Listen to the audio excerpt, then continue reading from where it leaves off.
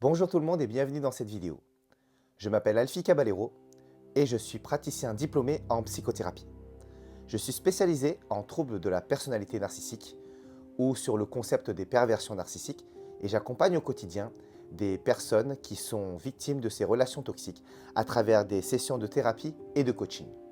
J'ai également d'autres spécialités comme la thérapie conjugale où j'interviens pour aider des couples en difficulté, la psychogénéalogie ou l'analyse transgénérationnelle, ou encore la thérapie cognitive et comportementale. Bienvenue dans cette vidéo intitulée « Le narcissisme pathologique est un trouble du soi ». Aujourd'hui, j'aimerais parler d'un sujet fondamental qui mène à une meilleure compréhension de notre identité, de notre personne, mais aussi à ce qui se cache derrière la construction d'une personnalité, qu'elle soit saine ou dysfonctionnelle. Le soi. En psychologie, le soi fait référence à la compréhension et à la perception qu'un individu a de lui-même.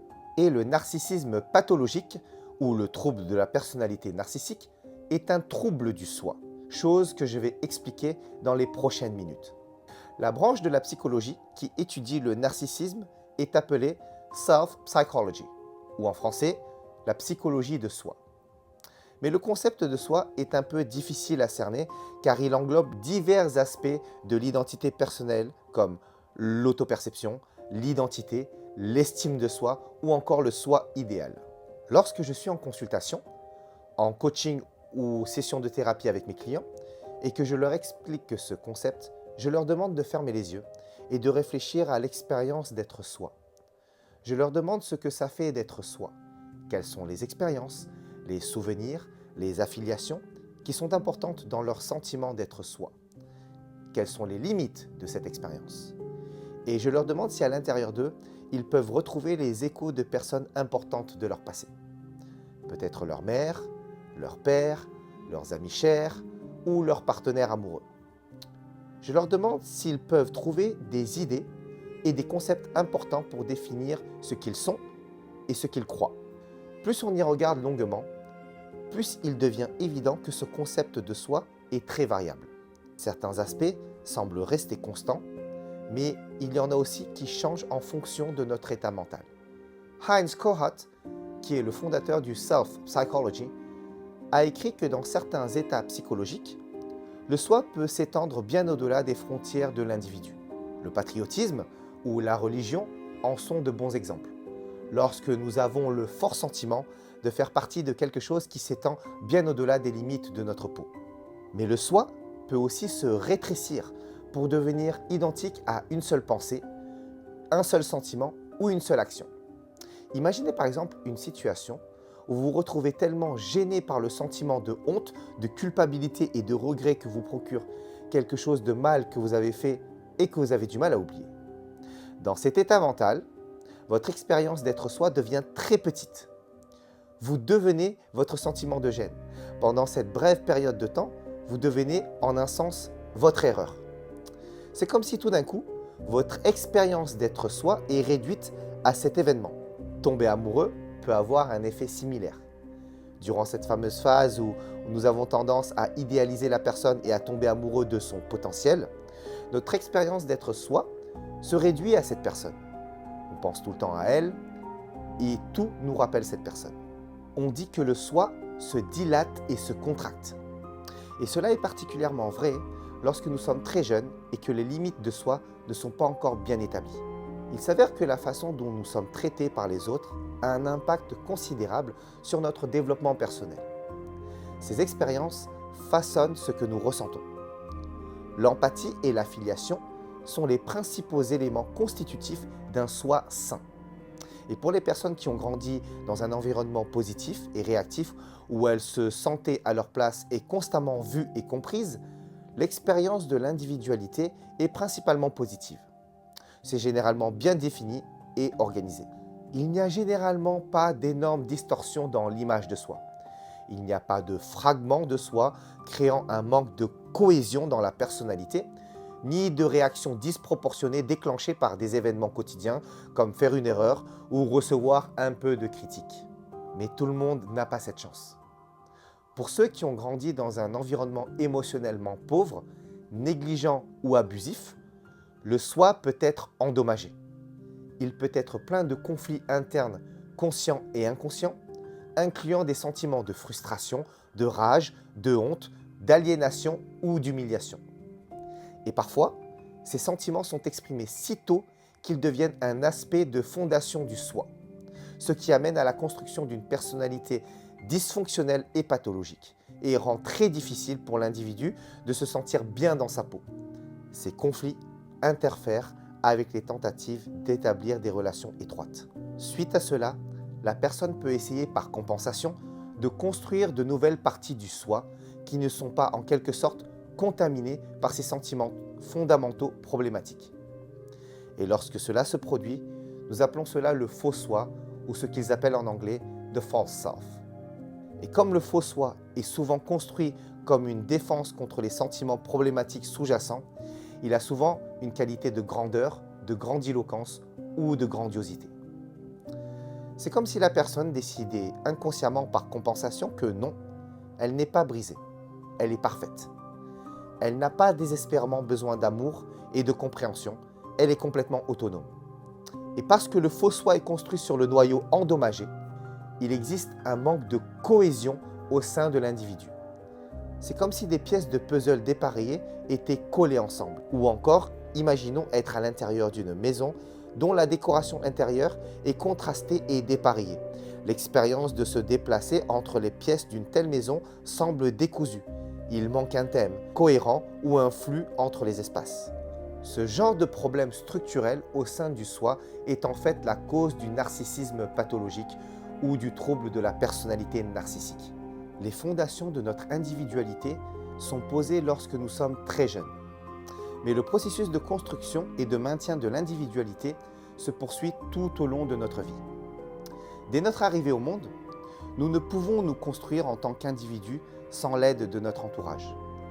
Pour cela, nous utilisons ce qu'on appelle les expériences soi-objet ou Self-Object Experiences pour nous découvrir, nous construire, mais aussi comme une sorte de ciment qui maintient le soi ensemble. Les objets du soi sont en quelque sorte les morceaux de votre monde qui aident à définir votre expérience d'être vous en vous renvoyant une certaine image de vous-même. Les nourrissons ont besoin de soins et de réactivité constants pour développer et conserver leur sentiment interne d'être organisé et positif. Étant jeune, les principaux objets personnels de notre expérience de soi sont nos parents, nos tuteurs, frères et sœurs et autres membres de notre foyer. Plus tard, cet ensemble d'objets personnels s'élargit pour inclure des amis, des enseignants, des équipes sportives préférées ou même des personnages de la télévision et des films. Nous nous rappelons tous avoir été enfants et vouloir être ou nous identifier à un personnage de film ou à un super-héros. À mesure que nous grandissons, nous exigeons de moins en moins de nos objets personnels car nous parvenons à développer une image de soi stable. À l'âge adulte, la plupart d'entre nous avons même créé des objets personnels largement symboliques.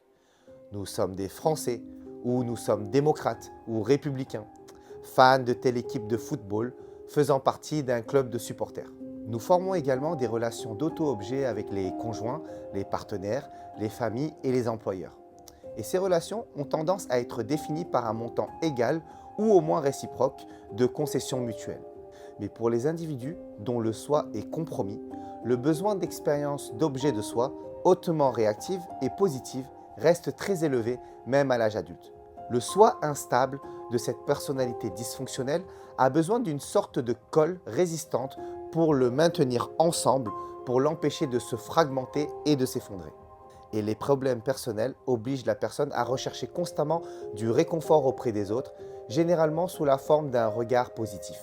Cependant, les personnes dont la personnalité est gravement compromise et le soi endommagé peuvent avoir besoin de plus qu'un simple regard positif. Ils peuvent en fait avoir besoin de se sentir idéalisés. Et comme l'affiliation est également l'un des principaux éléments constitutifs de l'individualité, ils peuvent à leur tour idéaliser les autres et utiliser leur affiliation avec ces personnes pour renforcer leur propre sentiment d'être assez bon et de se sentir valorisé. Étant donné que le faux soi est construit sur des sentiments fondamentaux sous-jacents de honte, de rage ou d'aliénation, les individus atteints de narcissisme pathologique ou de troubles de la personnalité narcissique ont tendance à fluctuer entre des périodes de grandeur, où le soi est vécu comme irréaliste et positif, à des périodes de honte intense, d'anxiété ou d'aliénation, et même de dépression, lorsque des conflits internes de soi sont révélés. Parfois, le soi est vécu comme un vide, un état extrêmement dysphorique qui oblige souvent l'individu narcissique à abuser de certaines substances ou à adopter d'autres comportements inadaptés pour tenter de se remplir. Nous appelons ces expériences négatives la vulnérabilité narcissique. Ils peuvent également inclure des éléments tels que la désorganisation interne, le manque de cohésion, des discontinuités extrêmes dans l'expérience de soi, des sentiments ou des associations intrusifs, des sentiments d'inutilité, une rage autodirigée et de graves distorsions dans la perception de soi et des autres. On a souvent observé que le stéréotype du narcissique trop confiant et amoureux de lui-même est en grande partie un mythe. De tels individus existent, mais pour être véritablement narcissiques, leur comportement doit être motivé par un déficit sous-jacent en soi. Le narcissisme pathologique, ou le trouble de la personnalité narcissique, relève en réalité de déficit et de handicap. Et la grandiosité concerne la tentative de la personne de compenser ses déficits et ses handicaps. C'est un symptôme. Et comme tout autre symptôme d'une maladie mentale, pour vraiment le comprendre, nous devons comprendre ce qui se passe en dessous de ce symptôme. Il est également important de se rappeler que le narcissisme pathologique est en réalité un problème qui peut être traité. Difficilement, certes, car il faut tout d'abord désactiver l'organisation défensive de l'individu concerné afin qu'il commence à ressentir ce besoin de chercher de l'aide, mais il doit également être prêt à s'engager dans le processus de traitement souvent long et difficile. En clinique, lorsqu'on travaille avec des patients atteints du trouble de la personnalité narcissique, on commence souvent par essayer de faire de la place à leur sentiment de vulnérabilité, en observant ensemble tout ce qui se passe autour d'eux, souvent de manière répétée dans leur vie. La répétition de ces patterns de comportement problématiques doivent être relevés, analysés et acceptés afin d'admettre qu'effectivement, un schéma se répète sans cesse dans la vie de l'individu. Ce sera tout pour aujourd'hui. Si vous avez des questions ou des suggestions, n'hésitez pas à m'en faire part dans la section des commentaires. Rappelez-vous que le but de cette vidéo est de vous informer, vous éduquer, mais aussi de venir en aide à quelqu'un qui en a certainement besoin.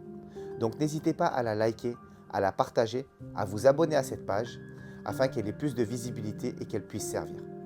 Pour travailler avec moi et vous sortir de votre situation, envoyez-moi directement un message et je ne manquerai pas de vous répondre. Prenez bien soin de vous afin de mieux pouvoir prendre soin des autres.